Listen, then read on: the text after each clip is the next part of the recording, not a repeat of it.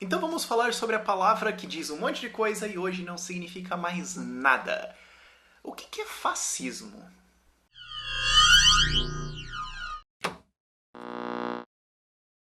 Fascismo é o tipo de insulto que você pode jogar pra qualquer lado assim que cola. É tipo ketchup, você pode pôr que fica bom. Não importa no que você ponha, fica bom. Só que que porcaria é essa? Você pode falar, a polícia é fascista, o governo é fascista, o Putin é fascista, os Estados Unidos são fascistas, eu sou fascista, você é fascista, esse vídeo é fascista, essa caneta é fascista. Ah! O que isso quer dizer? Qual é o significado disso? O fascismo é a composição de duas coisas, a rigor.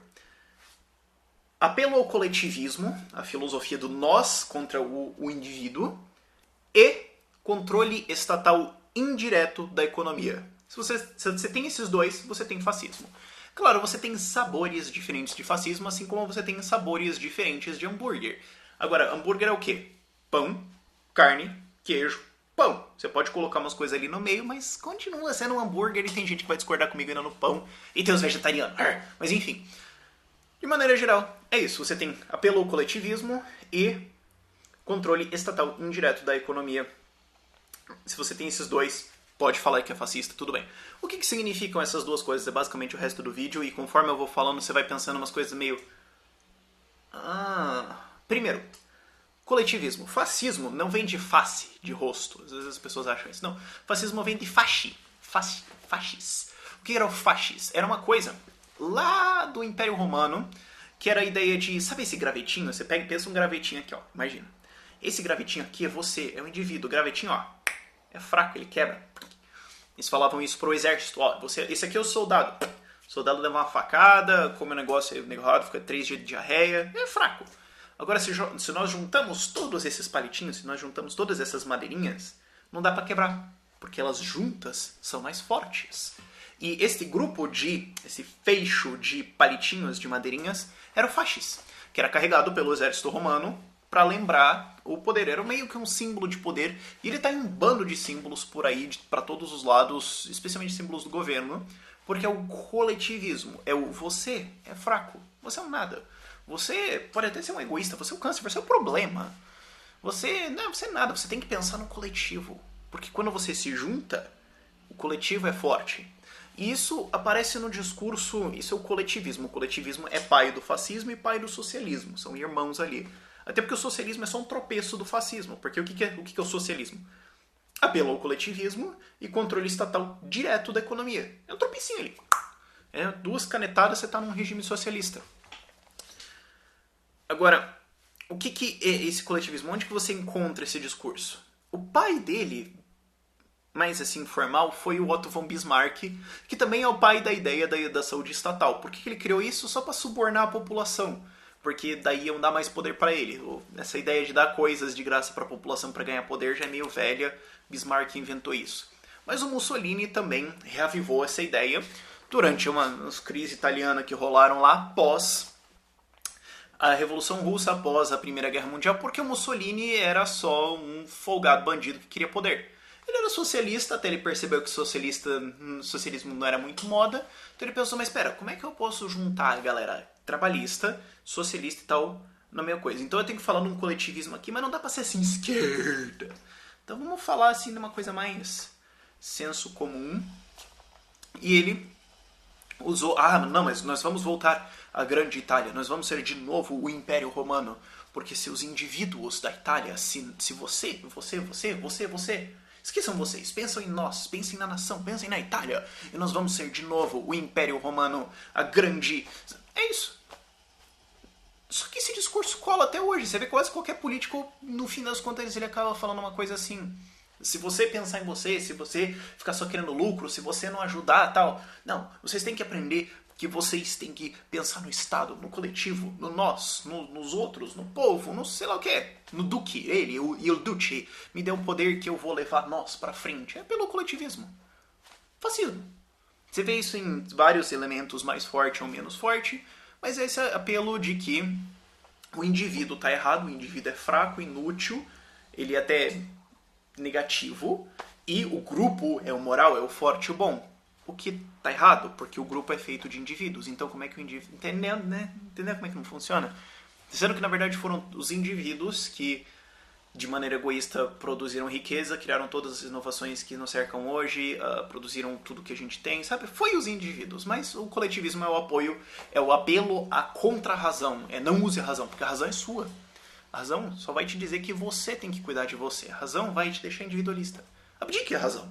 A razão é só uma ferramenta da oposição criada para separar a gente. Não, vamos nos unir. Vamos ter fé, sabe? Discurso coletivista. Você encontra isso de todas as formas no discurso do Mussolini, do Hitler. O que era o Hitler? Não, vamos unir a raça, vamos unir os alemães, vamos unir os alemãos, vamos unir os... Vamos lá, poder... Só isso. O que era o Lenin? Vamos unir o proletariado. O que é Dilma? Vamos unir os brasileiros. O que é o Putin? Vamos unir os russos, porque a Rússia... Mesmo discurso. O que é o Donald Trump? Que é aquele candidato agora às prévias republicanas lá nos Estados Unidos. Não, vamos unir a América porque a América, sendo América, será maior. Discurso coletivista. Lembra lá da propaganda do PT? Essa última que foi vaiada pra caramba agora?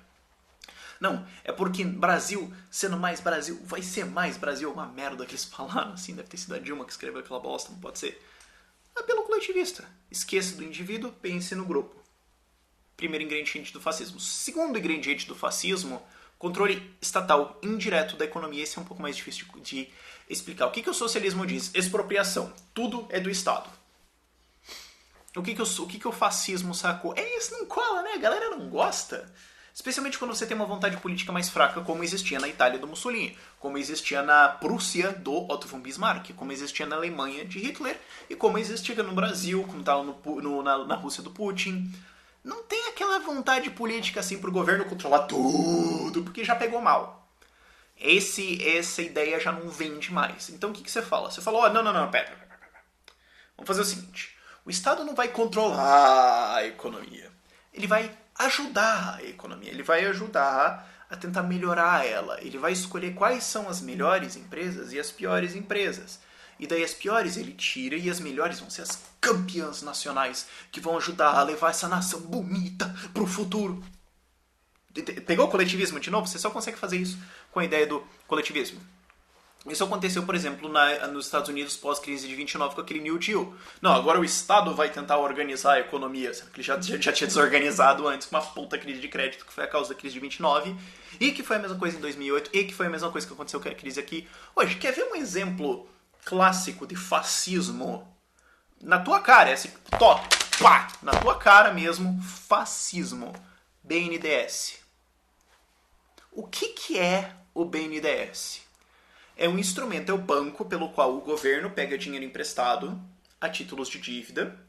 Quem paga é você e ele paga uns juros lá 10, digamos. Aí ele pega esse dinheiro, põe no BNDES e no BNDES, que é presidido por um bando de político apontado lá pelo governo, esse dinheiro é emprestado para as empresas que o governo gosta. Aqui juro menos do que o governo pagou. Então o governo empresta a 10, você paga e ele dá esse dinheiro que ele emprestou a 10 para a empresa que ele gosta, para a empresa pagar 5. Aí os outros 5, tua conta, seu trouxa. Fascismo. Então a empresa que apoia o governo, o fazendeiro lá, que apoia, que tem consciência social, que pensa na revolução, que está querendo levar essa nação para frente, esse fazendeiro recebe empréstimo. A empresa que quer pensar num Brasil maior, que paga 1% também, às vezes 40%, como aconteceu agora no Ministério do Planejamento. A empresa que quer ajudar o país a se tornar melhor, recebe empréstimo. Aí a empresa que está lá só egoísta e que, aliás, não gosta tanto e deu um dinheiro para a oposição. Essa empresa aí vai ter que, encontrar os seus próprios meios. E eles também não estavam com uma consciência social, eles precisam ser erradicados mesmo. Fascismo. A mesma coisa aconteceu na Alemanha. A Alemanha nazista tinha controle estatal da economia muito forte. As empresas eram de pessoas privadas? Eram. Quem que decidia o que era produzido? O governo. Quem que decidia para onde ia? O governo. Quem que decidia quanto ia ser pago? O governo. Aí o dono recebia uns trocos lá e ficava quieto. Se não gostasse, eles matavam ele e colocavam outro. Controle estatal indireto da economia. Quer ver outro exemplo? Getúlio Vargas, nosso ídolo fascista que criou a CLT para te ajudar, porque ele pensou em você, Porque no coletivo nós somos mais fortes. Pegou?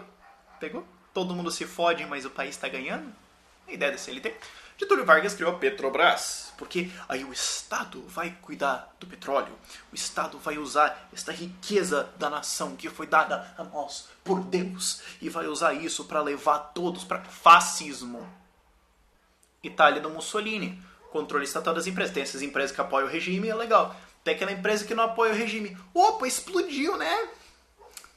Pois é, vocês deviam cuidar desses, sabe? Vocês tinham uma empresa aí que produzia brinquedos, sabe? Empresa, sabe, fábrica que produz brinquedos, às vezes explode. Vocês tinham que ter cuidado disso, não pode, sabe? Opa, acontece, acidentes acontecem. Putz, explodiu 5 fábricas da oposição.